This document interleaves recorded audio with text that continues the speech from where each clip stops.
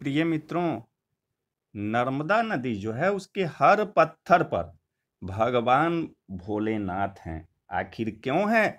इसके संबंध में आज हम आपको एक धार्मिक कथा सुनाते हैं कि भारतवर्ष में गंगा, जमुना और नर्मदा और सरस्वती, ये चार जो नदियां हैं ये सर्वश्रेष्ठ है।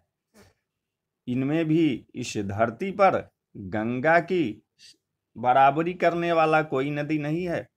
प्राचीन काल में नर्मदा नदी ने बहुत सालों तक तपस्या करके ब्रह्मा जी को प्रसन्न किया। प्रसन्न होकर ब्रह्मा जी ने नर्मदा को वर मांगने के लिए कहा। तब नर्मदा जी ने कहा कि ब्राह्मण, यदि आप मुझ पर प्रसन्न हैं तो मुझे मां गंगा के समान कर दीजिए। ब्रह्मा जी ने मुस्कुराते हुए कहा, यदि कोई दूसरा देवता भगवान भोलेनाथ की बराबरी कर ले, कोई दूसरा पुरुष भगवान विष्णु के समान हो जाए, तो कोई दूसरी नारी पार्वती जी की समानता कर ले, तो कोई दूसरी नगरी काशीपुर की बराबरी कर सके, तो कोई दूसरी नदी भी गंगा के समान हो सकती है।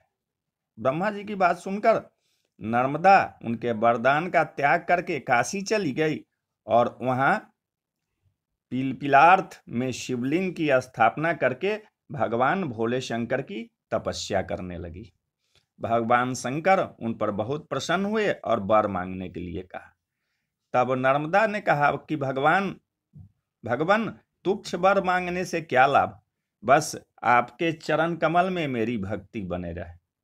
नर्मदा की बात सुनकर भगवान शंकर बहुत प्रसन्न हुए और बोले, नर्मदे, तुम्हारे तट पर जितने भी प्रस्तर खंड माने पत्थर हैं वे सब मेरे वर से शिवलिंग रूप हो जाएंगे।